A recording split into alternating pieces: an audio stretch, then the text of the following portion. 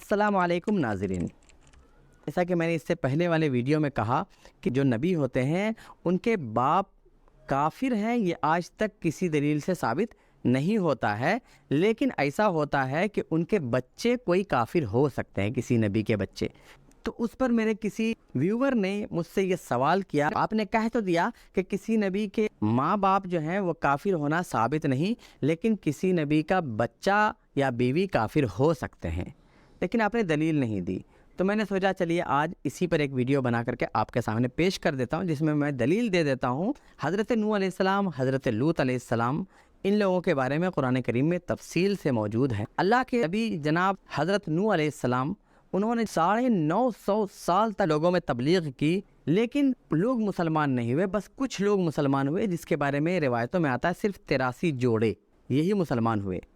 اور انکار کرنے والوں میں ایک اور شخص تھا جو ان کا اپنا بیٹا تھا، جن کا نام تھا کنعان۔ حضرت نوح علیہ السلام کی بد دعا سے جب ان کی قوم کے لیے عذاب نازل ہوا، اللہ تبارک و تعالیٰ نے سیلاب بھیجا، پوری دنیا میں سیلاب آیا، اور سب سے پہلا سیلاب جو شروع ہوا تھا وہ تنور سے یعنی چولہے سے وہ سیلاب شروع ہوا تھا۔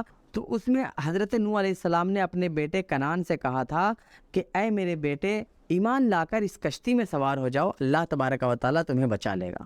تو اس بیٹے نے جواب دیا تھا کہ سآوی الی جبل یعصمنی من الماء، کہ میں کسی پہاڑ کی پناہ لے لوں گا، وہ مجھے پانی سے بچا لے گا۔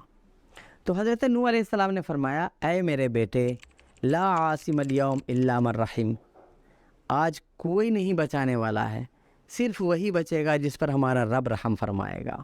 اس سے یہ بات سمجھ میں آتی ہے کہ حضرت نوح علیہ السلام کا بیٹا کنعان یہ کافر تھا، ساتھ ہی ساتھ حضرت نوح علیہ السلام کی ایک بیوی جو تھی ان کی وہ کافرہ تھی۔ اور ایک بات اور بتا دوں آپ کو کہ انبیاء کرام کی شان ایک دم الگ ہوتی ہے۔ اگر کسی نبی کی کوئی اولاد کافر ہو جائے تو جانتے ہیں آپ، ہم لوگ ہیں کہ اپنے اولاد کی محبت میں ہائے ہائے کرتے ہیں، لیکن اگر کسی نبی کی اولاد کافر ہو جائے تو حضرت نوح علیہ السلام کے واقعے میں ہی آگے آتا ہے کہ حضرت نوح علیہ السلام نے عرض کی، یا اللہ، تو نے مجھ سے وعدہ کیا تھا کہ تو میری اہل و عیال کی حفاظت فرمائے گا، اس سیلاب میں میرا بیٹا کنعان ختم ہو گیا۔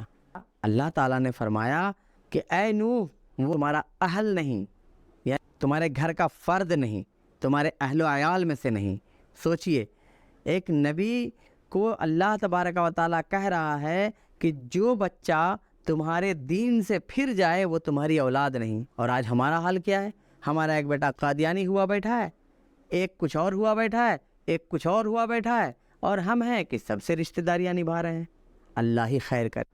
قرآن نے حضرت نوح علیہ السلام اور حضرت لوط علیہ السلام اور فرعون کی بیویوں کا ذکر کیا ہے۔ حضرت لوط علیہ السلام نبی، حضرت نوح علیہ السلام بھی اللہ کے برگزیدہ نبی، ان دونوں کی بیویوں کے کافر ہونے کا ذکر کیا ہے۔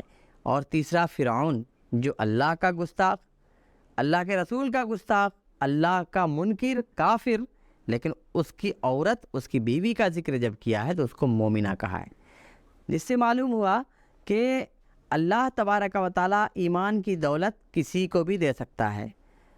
کافر کے گھر میں پل کر کے رہ کر کے کوئی موسیٰ بنا دیتا ہے، وہ چاہے تو وہ اپنے نبیوں کو کافروں کے گھروں میں پرورش دلائے، اور کافر کے گھر میں رہنے والی آسیہ کو مومن بنا دے، اور اگر وہ چاہے تو برگزیدہ نبیوں کی بارگاہ میں رہنے کے باوجود ایمان کی دولت سے محروم کر دے۔